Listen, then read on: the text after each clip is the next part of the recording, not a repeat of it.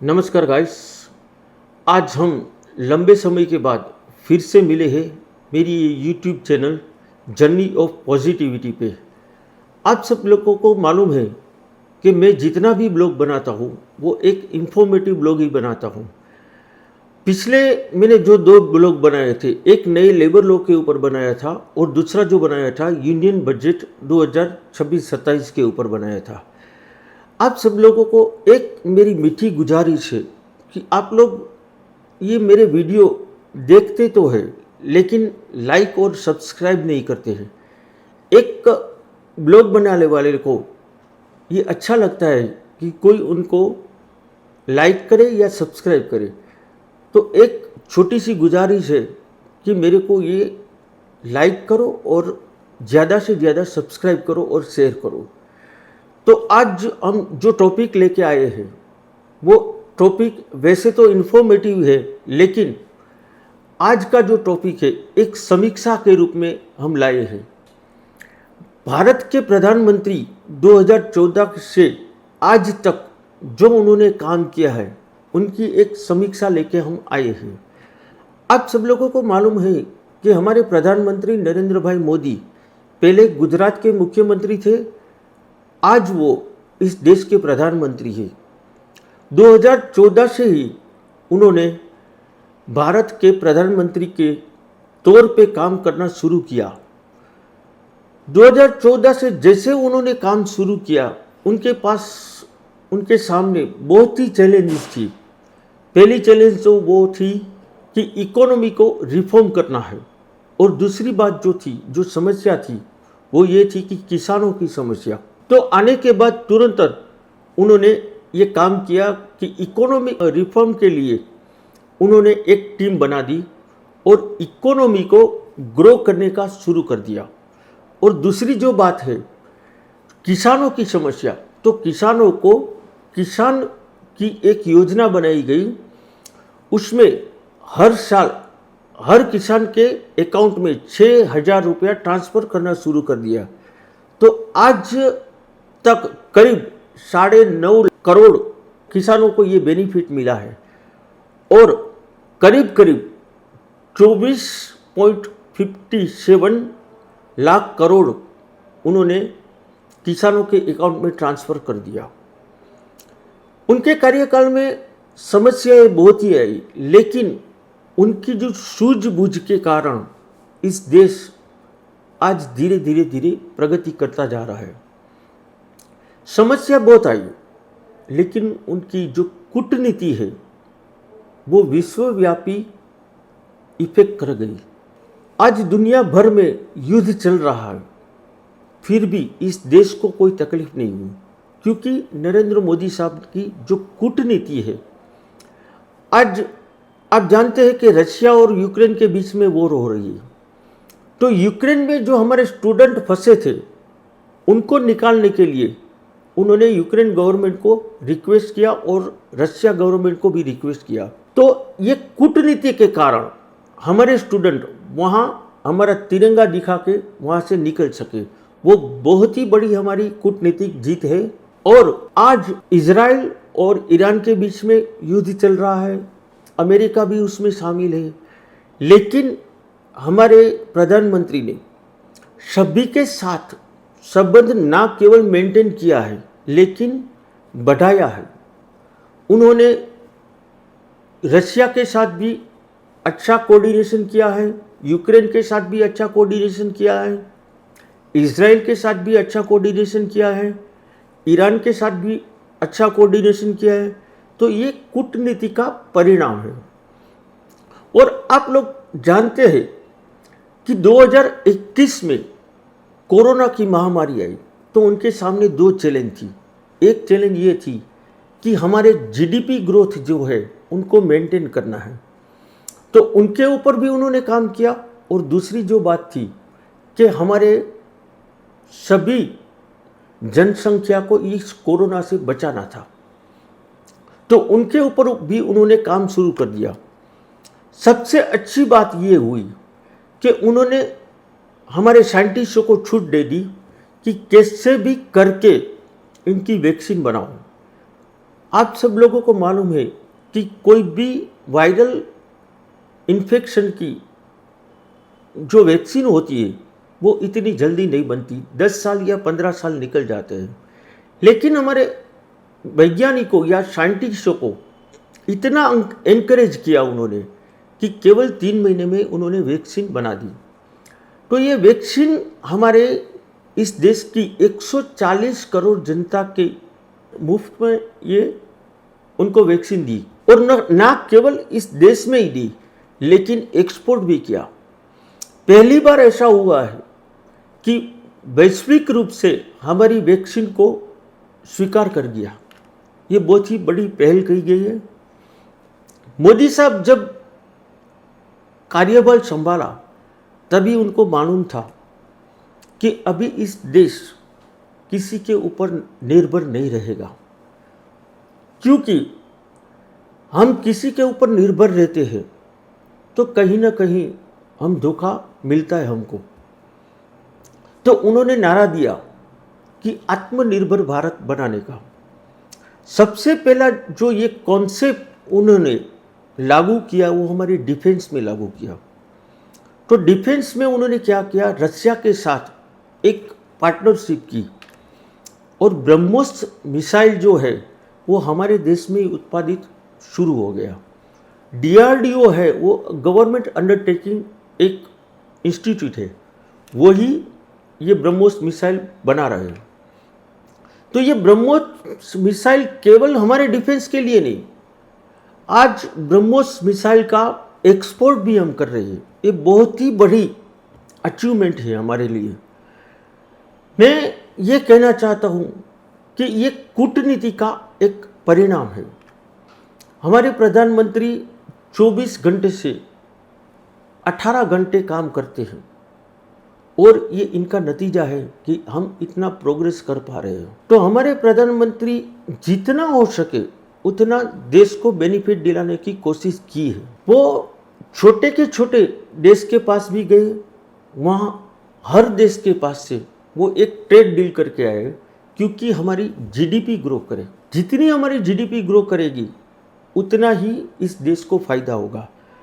तो प्रधानमंत्री के एक विजन के साथ काम कर रहे हैं। तो ये विजन आगे जाके हमारे देश को क्या फायदा देने वाले हैं। इस साल का बजट आपने सुना होगा, 2047 तक इस देश को विकसित भारत बनाने की योजना की गई है। अच्छा, ये जो विकसित भारत देश बनाने की जो योजना बनाई गई 2047 तक, उनको व्यक्तिगत क्या बेनिफिट मिलेगा? कुछ नहीं मिलेगा। वो चाहते हैं कि हमारी आने वाली जनरेशन है उनको उनका बेनिफिट मिले। तो ये देश के भविष्य के लिए भी चिंता कर रहे हैं। तो मुझे तो लगता है कि ये देश के लिए बहुत ही अच्छा एक काम कर रहे हैं। आज देश टेक्नोलॉजी में भी आगे बढ़ रहा है। आपने इस साल के बजट में सुना होगा कि सेमीकंडक्टर जो हमको आयात करना पड़ता था, और ये आयात हम कहाँ से करते थे? इस दुनिया में केवल 2 ही देश बनाते हैं सेमीकंडक्टर, एक है चाइना और दूसरा है USA। तो सेमीकंडक्टर का पूर्ण रूप से यहाँ ही मैन्युफैक्चरिंग होगा। तो 2 प्लांट हिंदुस्तान में उन्होंने लगा दिया है। अभी रिसेंटली साणंद में इस प्रोजेक्ट का उन्होंने शिलान्यास किया है। तो ये सेमीकंडक्टर जो है वो छोटे से छोटे इलेक्ट्रॉनिक डिवाइस से लेके 5th जनरेशन के फाइटर जेट में लगता है। और मैंने जो अगला जो ब्लॉग बनाया था मैंने यूनियन बजट 2026-27 में, उसमें मैंने बताया था कि आने वाला जो समय है वो आर्टिफिशियल एजेंट का है। आर्टिफिशियल एजेंट को बनाने के लिए इनकी आवश्यकता बहुत ही है। तो टेक्नोलॉजी डेवलप तो करते जा रहे हैं, लेकिन टेक्नोलॉजी डेवलप करने के लिए जितनी भी इंडस्ट्रीज यहाँ एस्टैब्लिश हो रही है उतना एम्प्लॉयमेंट भी बढ़ेगा। तो साथों साथ जो हमारे देश के युवा हैं उनकी भी वो चिंता करते हैं। आने वाले समय में उनकी योजना है कि इस देश के ज़्यादा से ज़्यादा युवा एंटरप्रेन्योर बने और देश में वो छोटी छोटी इंडस्ट्रीज बना ले तो देश की तरक्की होगी। किसानों को भी फायदा दिया है। हमारा प्रधानमंत्री आज उनका थोड़ा कॉन्सेप्ट चेंज हो गया है। हम पहले इस देश को कैसे गिना जाता था कि हमारा एक खेती प्रधान देश मानते थे हम, लेकिन आज केवल खेती प्रधान देश नहीं रहा। आज ये देश इंडस्ट्रियलाइजेशन भी बहुत ही स्पीड से कर रहा है। केवल इंडस्ट्रियलाइजेशन नहीं हो रहा है, ऑटोमेशन भी हो रहा है। तो इस देश की उत्पादकता ज़्यादा से ज़्यादा बढ़ेगी और इस देश को आगे ले जाने के लिए रिसेंटली ही आपने देखा होगा इस साल के इसी संसद के सेशन में उन्होंने महिला भागीदारी को बढ़ावा देने के लिए एक बिल रखा था। दुर्भाग्यवश ये बिल पास नहीं हो चुका क्योंकि ज़्यादातर ओपोजिशन पार्टी उनके विरोध में थी। अभी क्यों उनके विरोध में थी वो तो ओपोजिशन पार्टी ही जाने। उसमें ओपोजिशन पार्टी का कोई नुकसान नहीं था, इस देश का कोई नुकसान नहीं था। महिला को पुरुष के समान ही भागीदारी देने का एक चांस था, वो ओपोजिशन पार्टी ने गवा दिया है। तो मैं ये नहीं कहना चाहता हूँ, मैं कोई एक ही पार्टी का प्रोपेगेंडा करने के लिए नहीं बैठा हूँ। मैं भारत देश में ये पहली बार हुआ है। वैसे तो प्रधानमंत्री के ये प्रोजेक्शन में था ही, कश्मीर से धारा हटा दिया। बहुत सारे लोग बोल रहे थे तो देश में वायलेंस हो जाएगा, पूरी दुनिया में हमारी बदनामी हो जाएगी, लेकिन ऐसा कुछ नहीं हुआ। एक भी देश ने इनका विरोध नहीं किया। हाँ, एक देश है, वो पाकिस्तान है, वो आज सबको मालूम है, वो तो विरोध करेगा ही करेगा। लेकिन आज कश्मीर में इतना टेररिज्म नहीं है, टेररिज्म को ख़त्म कर दिया है। जब पुलवामा हमला हुआ था तो उनका तुरंत ही जवाब दिया सर्जिकल स्ट्राइक करके और दुनिया को दिखा दिया कि अब भारत पहले जैसा नहीं है, भारत जवाब देगा ही देगा। फिर भी पाकिस्तान बाज नहीं आया, एक और हल्ला कश्मीर में कर दिया। हमारे बहुत ही जो टूरिस्ट थे निर्दोष, उनको मार दिया। तो उनका जवाब भी देना था, तो उनका जवाब हमारी मिलिट्री और हमारे प्रधानमंत्री ने एक बहुत ही बड़ा ऑपरेशन किया जो उनका नाम दिया गया ऑपरेशन सिंदूर। ऑपरेशन सिंदूर हमने जब स्टार्ट किया तो पाकिस्तान को ऐसा था कि हम उनके ऊपर ड्रोन छोड़ेंगे तो शायद हम जीत जाएंगे। लेकिन खुशी की बात यह है कि एक भी ड्रोन हमारी सीमा के अंदर में नहीं पड़ा। हमारी जो सिस्टम थी उन्होंने ये डिस्ट्रॉय कर दिया। हम लोगों ने उनके ऊपर ब्रह्मोस मिसाइल डाली और केवल 2 दिन में ही पाकिस्तान घुटने टेक गए हमारे सामने। ये बहुत ही बड़ी हमारा अचीवमेंट है। भले ट्रंप साहब बोले कि ये शांति समझौता मैंने करवाया है, ये गलत बात है। हाँ, अमेरिका की ओर से एक फ़ोन आया था कि भाई पाकिस्तान चाहता है कि ये सीज़ फायर करो। तब हमने स्ट्रोंगली बोल दिया था कि पाकिस्तान आपके जरिए हमारे पास नहीं आया, उनको बोलो हमको डायरेक्ट फ़ोन करें। तो हमने मजबूर कर दिया उनको कि वहाँ के जो मिलिट्री के बड़े अफसर थे उन्होंने हमको फ़ोन किया कि भाई साहब अब सीज़ फायर कर दो, तब जाके हमने माना। तो ये हमारी बहुत ही बड़ी जीत है। हम जानते हैं कि उनको किन किन लोगों ने सपोर्ट किया, लेकिन हम अभी एकदम साइलेंट बैठे हैं क्योंकि जब तक उनकी ओर से कोई लड़ाई शुरू नहीं होती तब तक हम नहीं करेंगे। वो पहले से हमने वादा कर दिया है कि हम शांति में मानते हैं। आज दुनिया में एक जियोटिकल गेम खेली जा रही है। एक्चुअल में ये जियोटिकल गेम है क्या? जियोटिकल का मतलब है भूभाग। तो आप सब लोग जानते हैं कि रशिया और यूक्रेन के बीच में एक बहुत बड़ी वॉर चल रही है 2022 के। रशिया आज यूक्रेन के ऊपर एक्शन लेना चाहते हैं। उनका जो एरिया है उनको कवर करना चाहते हैं। एक्चुअल में ये रशिया की विस्तारवादी नीति नहीं है। वो क्यों नहीं है, वो एक अगला मैं एक स्पेशल ब्लॉग बनाऊंगा कि रशिया ये विस्तारवादी नीति से ये काम नहीं कर रहा है, लेकिन जियोटिकल पॉलिटिक्स तो खेला जा रहा है। आप लोगों ने देखा होगा कि ट्रंप साहब ने वेनेजुएला के ऊपर कब्जा कर लिया। एक ही दिन में वहाँ के प्रेसिडेंट को किडनैप कर लिया और वहाँ उन्होंने कब्जा कर लिया। तो ये विस्तारवादी नीति है। और आज वो ईरान के ऊपर भी वही करने जा रहे हैं, लेकिन ईरान के ऊपर जो वो चाहते थे इतना सक्सेस नहीं हो पाए हैं। ये सब बात हमारे लिए कॉमन है। मेन पॉइंट जो मैं ये कहना चाहता हूँ कि हमारी प्रधानमंत्री की जो कूटनीति है वो पूरे विश्व में काम कर रही है।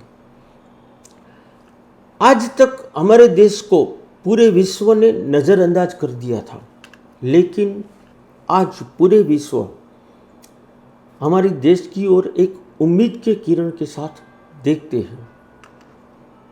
आप लोगों ने देखा होगा कि जब ट्रंप साहब ने हमारे ऊपर टैरिफ लगाया था तो हम उनका जवाब भी दे दिया उनको।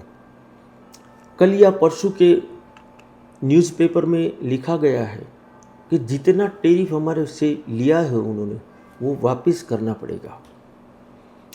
और हमारी जो कूटनीति प्रधानमंत्री की है, अपने हॉर्मोन्स स्ट्रीट के अंदर में देखा होगा कोई भी जहाज वहाँ से पास नहीं हो सकता है, लेकिन कल ही हॉर्मोन स्ट्रीट में हमारा एक तेल टैंकर वहाँ से पास होके हमारी गुजरात की बॉर्डर में आ चुका है।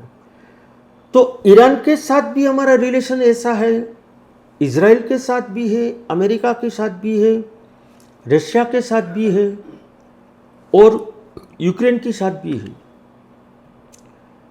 जब रशिया और यूक्रेन का युद्ध शुरू हुआ तब रशिया ने हमको ऑफर दिया कि हम सस्ते में आपको तेल देंगे।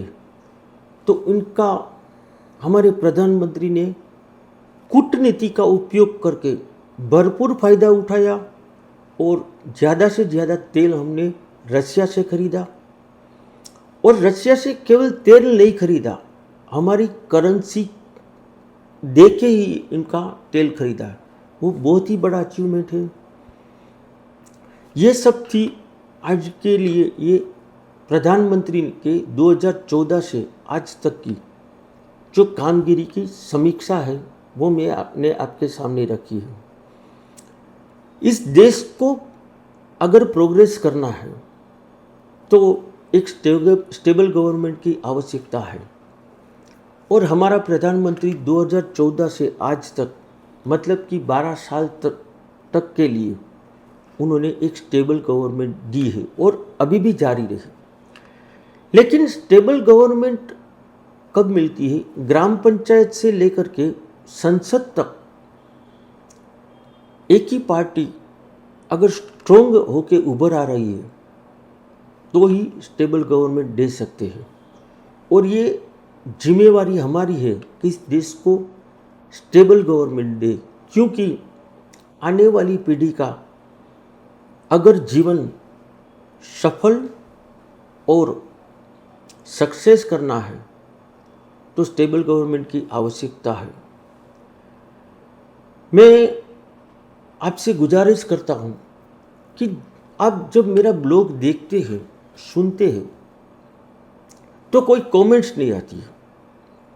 मैं कभी भी ऐसी एक्सपेक्टेशन नहीं रखूँगा कि आप अच्छी ही कमेंट करो। जहाँ भी मैंने गलती की है वहाँ बुरी कमेंट भी करो, लेकिन कमेंट करो। जो बुरी कमेंट होगी तो वहाँ से मुझे एक मेरा ब्लॉग सुधारने का एक मौका मिलेगा। मैं ये नहीं कहता हूँ कि अच्छी कमेंट करो, ज़्यादा से ज़्यादा खराब कमेंट करो तो मेरा ब्लॉग आने वाले दिनों के लिए एक अच्छा ब्लॉग बनाने की कोशिश करूँगा। बहुत ही जल्दी फिर से नए लेबर लॉ के ऊपर एक ब्लॉग लेके आ रहा हूँ।